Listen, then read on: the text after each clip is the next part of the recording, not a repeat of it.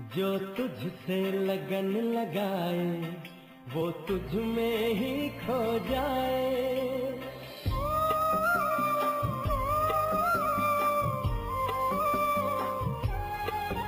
जो तुझसे लगन लगाए वो तुझ में ही खो जाए। जो तुझसे योग लगाए वो परमानंद को पाए।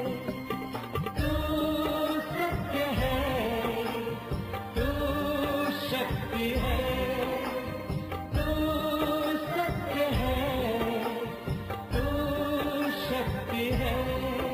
जो तुझसे लगन लगाए वो तुझ में ही खो जाए। जो तुझसे योग लगाए वो परमानंद को पाए। तू सत्य है, तू शक्ति है, तू सत्य है, तू शक्ति है।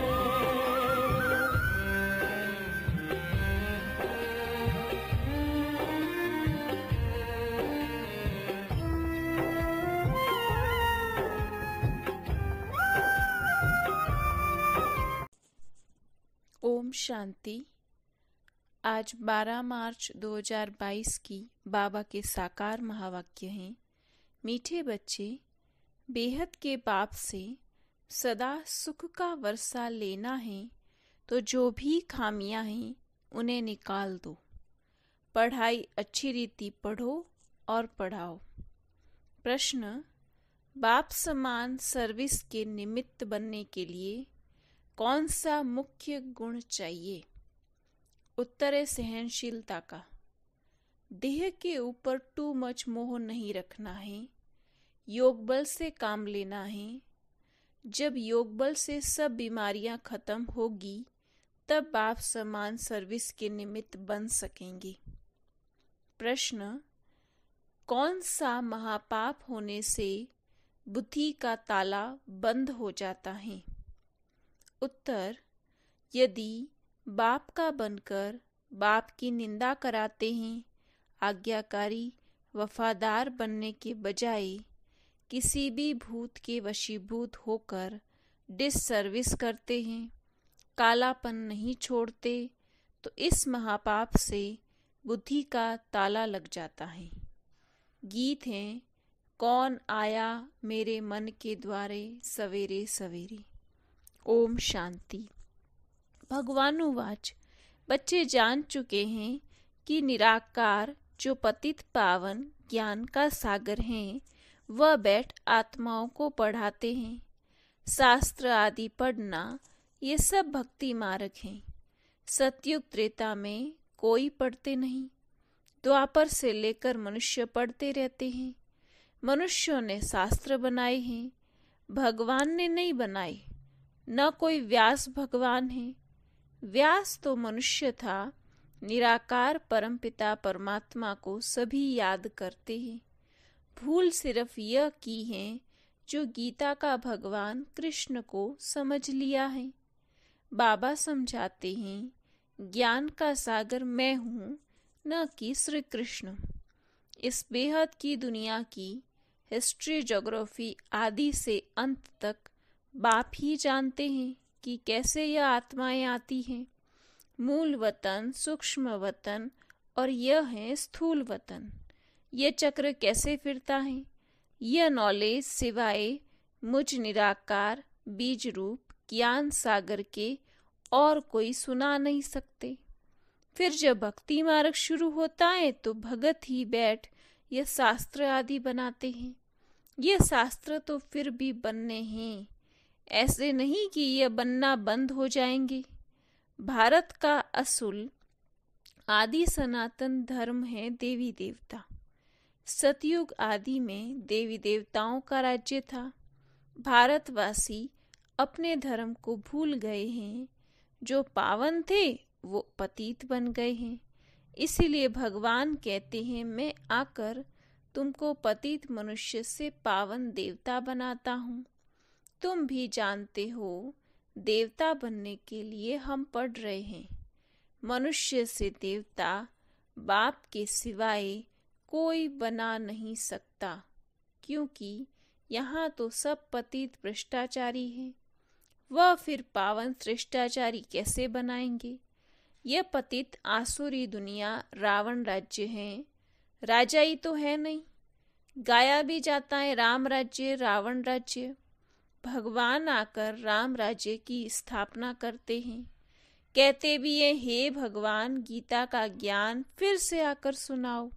कृष्ण तो नहीं सुनाएंगे।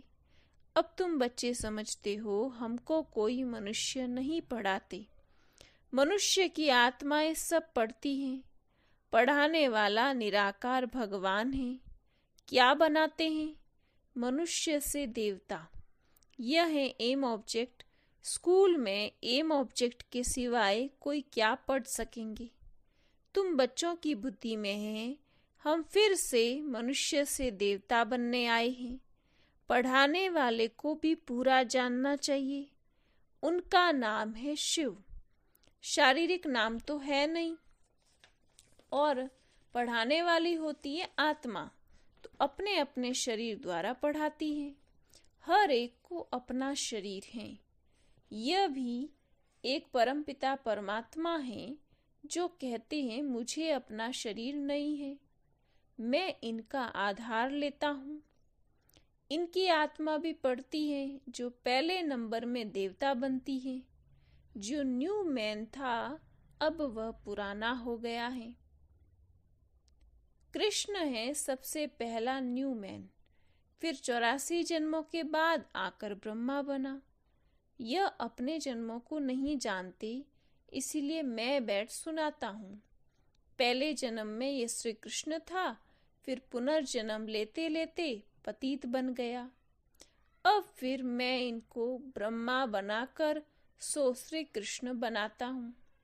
झाड़ में भी क्लियर लिखा हुआ है, नीचे तपस्या कर रहे हैं ब्राह्मण रूप में, ऊपर में वही ब्रह्मा पतित दुनिया में खड़े हैं, संगम पर तपस्या कर रहे हैं। तत्त्वम तुम भी देवता थे, फिर पुनर्जन्म लेते लेते पतित शूद्र बने हो, और फिर तुम पावन बनते हो। जानते हो पतित पावन परमपिता परमात्मा द्वारा हम पावन बन रहे हैं। बाबा उपाय बताते हैं, मुझे याद करो। मुझे याद करने से ही तुम पावन बनेंगे। आत्मा और शरीर दोनों ही पावन तो सिर्फ सतयुग में ही होंगे। यहाँ शरीर सबको पतित मिलता है। सबसे खराब भ्रष्टाचार है काम विकार।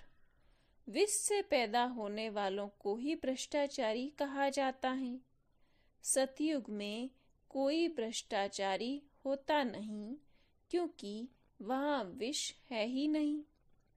कृष्ण को संपूर्ण निर्विकारी कहा जाता है, फिर निर्विकारी ही विकारी बनते हैं। सतयुग त्रेता में विकार होता नहीं, इसीलिए बाबा कहते हैं इन 5 भूतों पर विजय पानी है।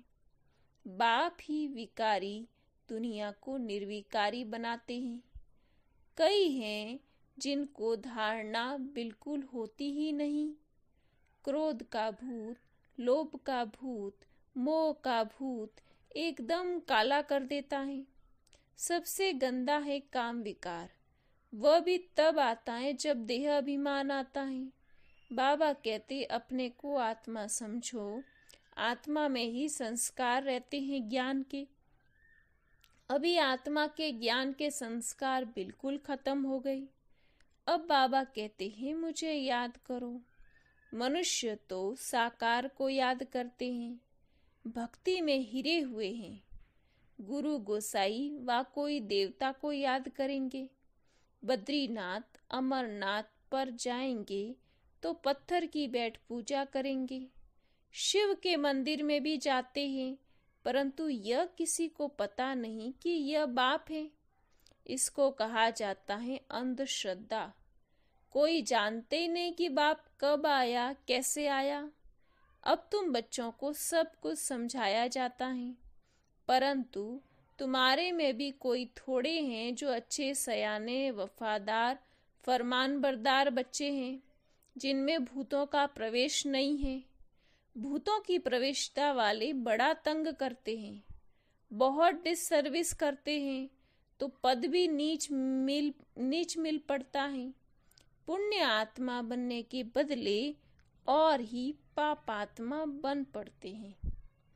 एक तो देह अभिमान है, दूसरा फिर और विकार भी आ जाते हैं। लोभ का भूत आ जाता है, दिल होती रहेगी ये रबड़ी मलाई खाएं। ये शुरू से चलता आया है, अभी तो अवस्था परिपक्व बनाना है। लोभ का भूत भी पद भ्रष्ट कर देता है। आधा कल्प इन भूतों ने हैरान किया। जो कहते हम पुण्य आत्मा बनते बनाते, वह खुद ही पाप आत्मा बन पड़ते और दूसरों को भी बनाने लग जाते, नाम बदनाम कर देते हैं। अगर तुम्हारे में ही क्रोध का भूत है तो तुम दूसरों को फिर कैसे निकालेंगे? कोई देह अभिमान की उल्टी चलन देखो तो रिपोर्ट करो। धर्मराज के पास तो रजिस्टर रहता है। फिर सजा भोगने के समय तुमको सब साक्षात्कार होंगे कि तुमने इन भूतों के वश बहुतों को तंग किया। कई बच्चे क्रोध की अग्नि में जल मरते हैं। आत्मा बिल्कुल काली बन जाती है। डिससर्विस करते तो बाबा बुद्धि का ताला बंद कर देते हैं, उनसे फिर कोई सर्विस हो न सके। अंत में बाबा सब साक्षात्कार कराएंगे, फिर बहुत परेशान होंगे। इसीलिए बच्चे ऐसा कोई काम नहीं करना चाहिए। बाबा कह देते हैं अगर उल्टी चलन चलते हैं तो रिपोर्ट करो। बाबा समझ जाते हैं देह अभिमान के कारण ये दास दासी जाकर बनेंगे, प्रजा में भी कम पद पाएंगे। बाबा तुम बच्चों को ज्ञान श्रृंगार कराते हैं, फिर भी सुधरते नहीं। इस समय ही परमपिता परमात्मा आकर ज्ञान का श्रृंगार कराए सतयुग के महाराजा महारानी बनाते हैं। इसमें सहनशीलता बड़ी अच्छी चाहिए। देह के ऊपर टू मच मोह नहीं होना चाहिए। योग बल से काम लेना है। बाबा भी बूढ़ा है परंतु योग में खड़ा है। खांसी आदि होती है तो फिर सर्विस पर रहते हैं। बुद्धि की कितनी सर्विस करनी होती है। इतने बच्चों को संभालना, मेहमानों के लिए प्रबंध रखना कितना बोझा रहता है। ख्याल भी चलती है। अगर कोई बच्चे की बदचलन होगी तो नाम बदनाम कराएंगे। कहेंगे यह ऐसे ब्रह्मा कुमार कुमारी हैं तो नाम ब्रह्मा का हुआ ना। इसीलिए कहा जाता है गुरु का निंदक ठौर न पाए। है सतगुरु के लिए।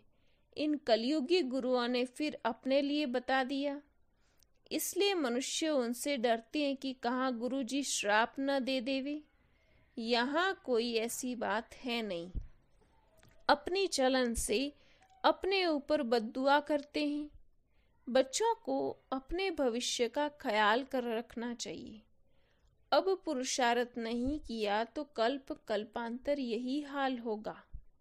बाप कितना अच्छी रीति समझाते हैं, फिर भी कई हैं जो कालापन छोड़ते ही नहीं, टूट पड़ते हैं अथवा मरकर जहनुम में गिर जाते हैं, पढ़ाई छोड़ देते हैं। कोई तो बच्चे अच्छे चलते हैं, कोई तो ईश्वरीय जन्म लेकर 8-10 वर्ष के बाद भी मर पड़ते हैं अथवा फारकती दे देते हैं। लौकिक बाप भी सपूत बच्चों को देख खुश होते हैं। फिर भी नंबरवार तो है ना। कोई कोई सेंटर पर भी तंग करते हैं, बड़े कांटे बन जाते हैं। घर के बनकर फिर निंदा कराते हैं तो महान पाप आत्मा बन जाते हैं। इसीलिए बाबा समझाते रहते हैं तो यहाँ तुम आए हो बेहद के बाप से सुख का वर्षा लेने, तो खामियां सब निकालनी चाहिए। स्कूल में पास होने वाले स्टूडेंट शर्त रखते हैं कि हम 80 मार्क्स से पास होंगे, 90 मार्क्स से पास होंगे। फिर जब पास होते हैं तो खुशी में 1-2 को तारे करते हैं। यह है बेहद की पढ़ाई। सूर्यवंशी बनेंगे या चंद्रवंशी बनेंगे, वह भी मालूम पड़ जाता है। चंद्रवंशी राजा रानी जब बनते हैं तो उनके आगे सूर्यवंशी जैसे सेकंड नंबर में हो जाते हैं। राम सीता का जब राज्य चलता है तो लक्ष्मी नारायण छोटे हो जाते हैं। सूर्यवंशी नाम ही खत्म हो जाता है। यह नॉलेज बड़ी रमणीक है। धारणा अच्छी उनको होगी जो श्रीमत पर चलेंगे, वही फिर ऊंच पद पा सकेंगे। शिव बाबा का भक्ति मार्ग में भी पाठ है और ज्ञान मार्ग में भी पाठ है। शंकर का काम है सिर्फ विनाश का, उनका क्या वर्णन करेंगे। शिव बाबा का और ब्रह्मा का तो बहुत वर्णन है। 84 के चक्र में सबसे नंबर 1 पार्ट है बाबा का। उन्होंने फिर शिव शंकर को मिला दिया। शिव बाबा का तो सबसे बड़ा पार्ट है। सब बच्चों को सुखी करना कितनी मेहनत का काम है। फिर आराम करते हैं। ब्रह्मा का तो 84 जन्मों का पार्ट है। इस्लामी, बौद्धि आदि तो बाद में आते हैं। वह कोई ऑलराउंडर पार्ट नहीं बजाते। ऑलराउंड पार्ट बजाने वालों को सुख कितना है। हम स्वर्ग के मालिक बन जाते, भारत स्वर्ग कहलाता है, खुशी कितनी होती है। हम अपने लिए स्वर्ग का राज्य स्थापन कर रहे हैं। औरों को भी समझाना है तो वह आकर अपनी जीवन बना ले। तुम आए हो परम पिता परमात्मा से स्वर्ग का वर्षा लेने। बुद्धि में अगर एम ऑब्जेक्ट नहीं होगी तो बाकी यहाँ बैठ के क्या करेंगे। ब्राह्मण है ब्रह्मा के मुख वंशावली। बेहद का बाप बेहद के बच्चे लेते हैं। कितने ढेर बच्चे हैं। बाबा का बनने बिगर शिव बाबा से वर्षा ले नहीं सकते। भारत शिष्टाचारी था, कोई भूत नहीं था।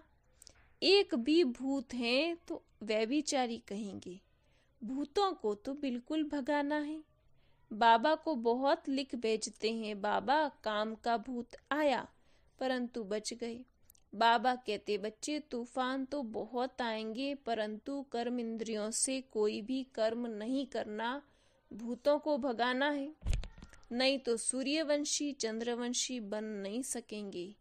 ध्यान में जाना भी अच्छा नहीं है क्योंकि माया बहुत प्रवेश हो जाती है। अच्छा, मीठे मीठे सिक्की लधे बच्चों प्रति माता पिता बाप दादा का याद प्यार और गुड मॉर्निंग। रूहानी बाप की रूहानी बच्चों को नमस्ते। हम रूहानी बच्चों की रूहानी बाप दादा को याद प्यार गुड मॉर्निंग और नमस्ते। धारणा के लिए मुख्य सार, कर्म इंद्रियों से कोई भी विकर्म नहीं करना है। ऐसी कोई चलन नहीं चलनी है जिससे अनेकों की बद्दुआ निकले।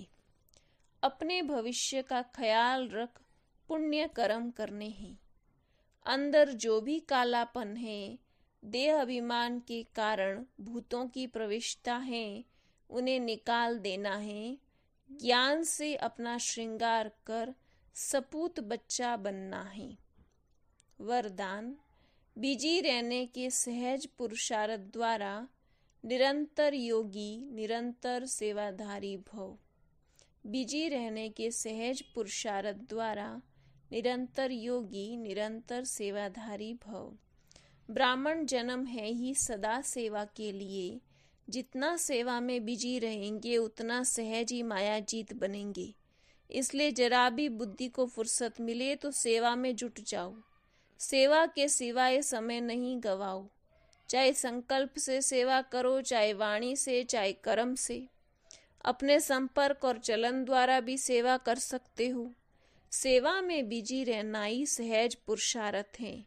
बिजी रहेंगे तो युद्ध से निरंतर छूट जाएंगे। योगी निरंतर सेवाधारी बन जाएंगे। स्लोगन है, आत्मा को सदा तंदुरुस्त रखना है तो खुशी की खुराक खाते रहो। आत्मा को सदा तंदुरुस्त रखना है तो खुशी की खुराक खाते रहो। ओम शांति।